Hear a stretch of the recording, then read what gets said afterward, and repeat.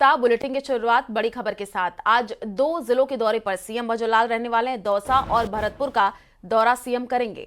तो दौसा में मेहंदीपुर बालाजी मंदिर में पूजा अर्चना करेंगे मुख्यमंत्री। इसके अलावा आपको बता दें कि दौसा में जिला चिकित्सालय भवन का शिलान्यास भी किया जाएगा। तो भरतपुर में राज्य स्तरीय कार्यक्रम में वो शिरकत करेंगे।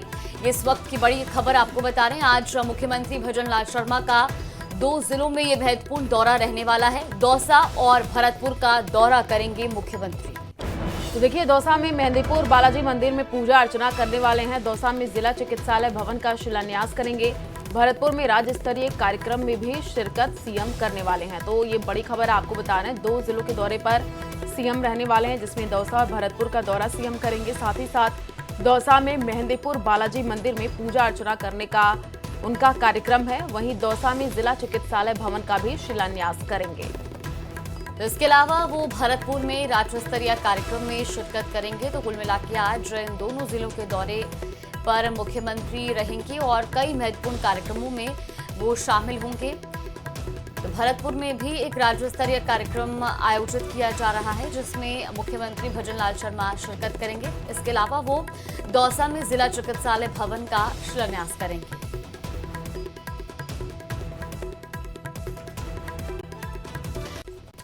तो वहीं राजस्थान में मंत्रिमंडल फेरबदल की सुखबुकाहट तेज हो गई है। माना यह जा रहा है कि दीपावली के बाद मंत्रिमंडल में बदलाव हो सकता है। मीडिया से बातचीत में बीजेपी प्रदेशाध्यक्ष मदन राठौड़ ने कहा कि ये मुख्यमंत्री का विशेषाधिकार है, वे नाम पूछेंगे तो बता दूंगा। इसके अलावा उन्होंने कहा कि अरुण चतुर्वेदी संगठन से गए हैं, कई मंत्री बनाएंगे हम, इसमें कोई दिक्कत की बात नहीं है। कुछ हुआ है, कुछ हो जाएगा। कुछ हुआ है ना, संगठन से गए हैं, हमने कई अरुण चतुर्वेदी जी को उसमें भेज दिया मंत्री बना करके, कईयों को मंत्री बनाएंगे हम, इसमें कोई दिक्कत की बात नहीं है। वो तो होता ही है हमारे के घर में ब्याह मटता है ना, उसको उसका घर संभालना है, ठीक है ना। आपके घर में ब्याह मटेगा, पता चल जाएगा आपको भी कहाँ बाहर जाओगे कि अपने घर में संभालोगे। आखिरकार सभी कयासों को दरकिनार करते हुए बीजेपी ने अंता सीट पर उम्मीदवार के नाम का ऐलान कर दिया है। तो बीजेपी ने 12 पंचायत समिति के प्रधान मोरपाल सुमन को अंता से प्रत्याशी बनाया है। अंता उपचुनाव में अब उनका मुकाबला कांग्रेस के प्रमोद जैन भाया और निर्दलीय उम्मीदवार नरेश मीणा से होगा। ये रिपोर्ट देखिए।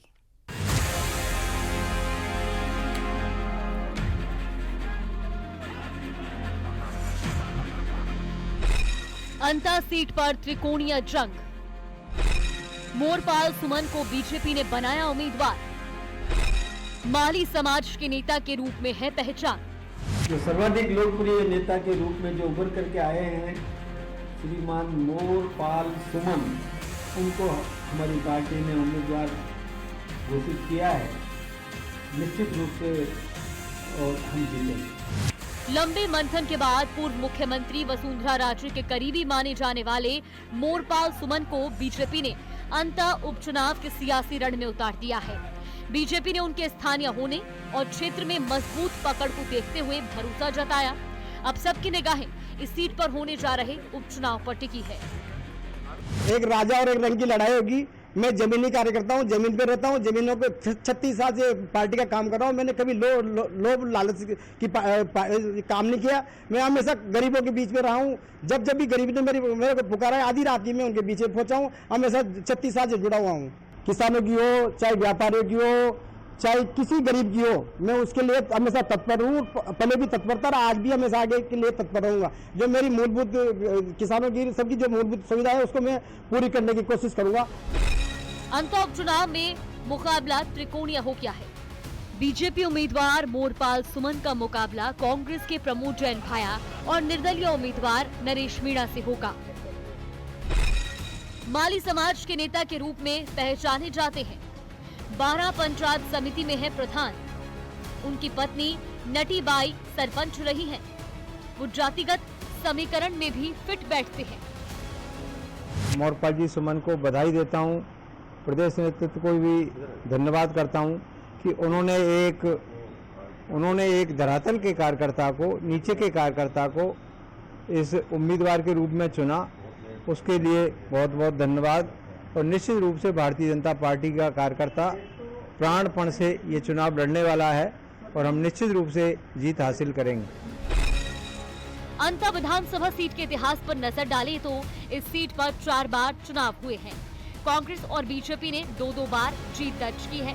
प्रमोद जैन भाया ने 2008 और 2018 में जीत हासिल की। बीजेपी के प्रभुलाल सैनी ने 2013 में जीत दर्ज की थी। 2023 में बीजेपी के कंवरलाल मीणा ने चुनाव जीता था। बीजेपी प्रदेश अध्यक्ष मदन राठौर ने भरोसा जताया कि मोरपाल सुमन जीत हासिल कर अंता की जनता की सेवा करेंगे। अंता में भी एक सामान्य परिवार का एक सामान्य सा कार्यकर्ता जिसने सेवा के बल पर राजनीति में अपनी एक इमेज बनाई है, उस कार्यकर्ता को हमने और उम्मीदवार के रूप में चुना है।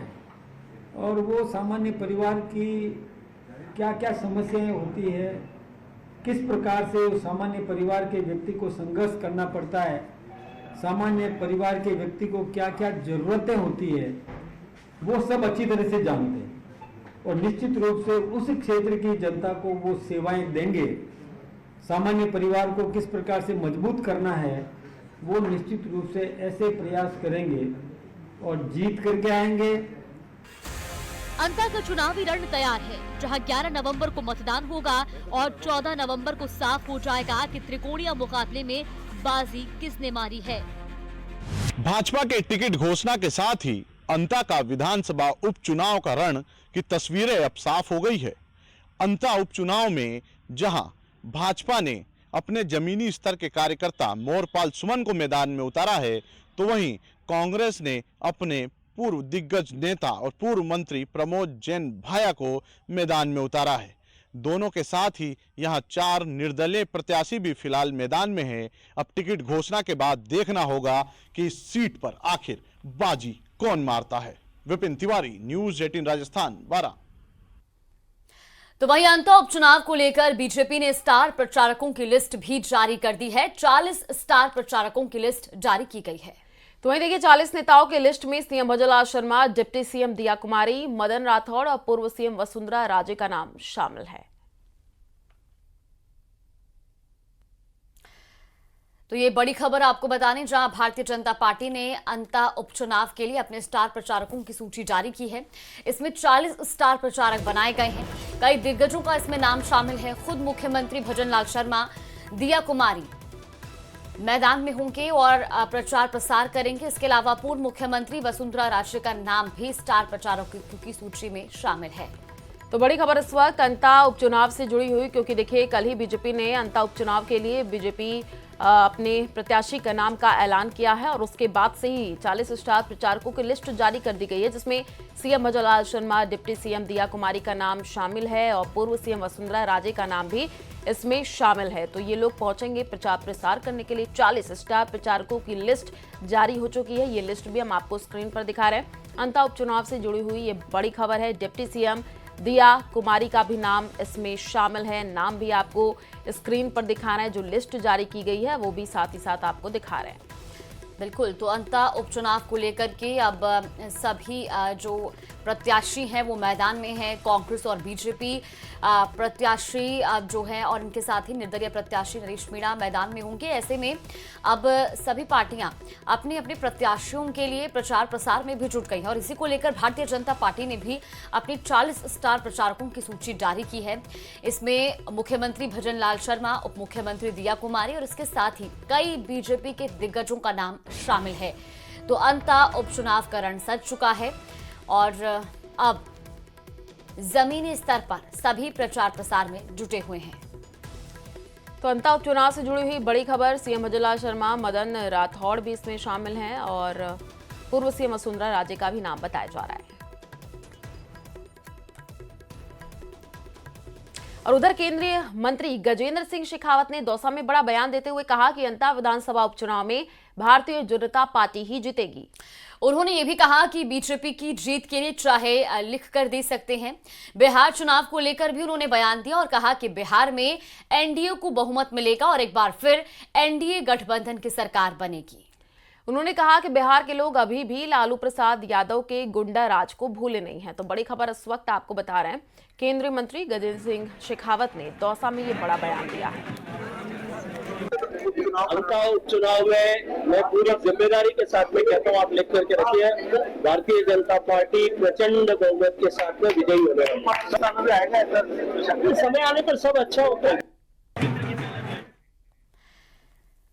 तो गजेंद्र सिंह शेखावत का ये बड़ा बयान भी हमने आपको सुनाया, जहां उन्होंने अंता विधानसभा के उपचुनाव को लेकर के बड़ा बयान दिया और बीजेपी की जीत को लेकर वो आश्वस्त नजर आए। इसके साथ ही उन्होंने बिहार चुनाव को लेकर भी बयान दिया और कहा कि बिहार में एक बार फिर से एनडीए की सरकार बनेगी, क्योंकि बिहार की जनता अब भी लालू प्रसाद यादव के गुंडा राज को नहीं भूले हैं। तो बड़ी खबर, शेखावत का ये बड़ा बयान सामने आ चुका है। लालू के गुंडा राज को भूली नहीं है जनता, ये कहा गया है।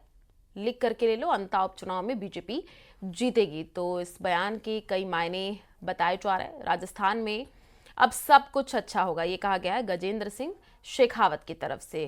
तो बिहार में एक बार फिर एनडीए की सरकार बनेगी, ये भी शेखावत की तरफ से दावा किया गया है। तो ये बड़ी खबर आपको बता रहे हैं, जहां गजेंद्र सिंह शेखावत ने ये बड़ा बयान दिया है। दरअसल अंता उपचुनाव को लेकर के उन्होंने जीत का दावा किया और कहा कि भारतीय जनता पार्टी अंता उपचुनाव में भी जीत हासिल करेगी। इसी के साथ उन्होंने बिहार चुनाव को लेकर के भी बयान दिया और कहा कि बिहार में एक बार फिर से एनडीए की सरकार बनेगी, एनडीए गठबंधन को बम्पर वोट मिलेंगे। और इसके साथ ही उन्होंने लालू प्रसाद यादव पर भी निशाना साधा। उन्होंने कहा कि बिहार की जनता अभी तक लालू के गुंडा राज को भूली नहीं है। तो ये बड़ा बयान उन्होंने दिया है। ये दौसा की तस्वीरें आपको दिखा रहे जब वो वहां पर पहुंचे थे और इस बीच वो बड़ा बयान देते हुए नजर आए।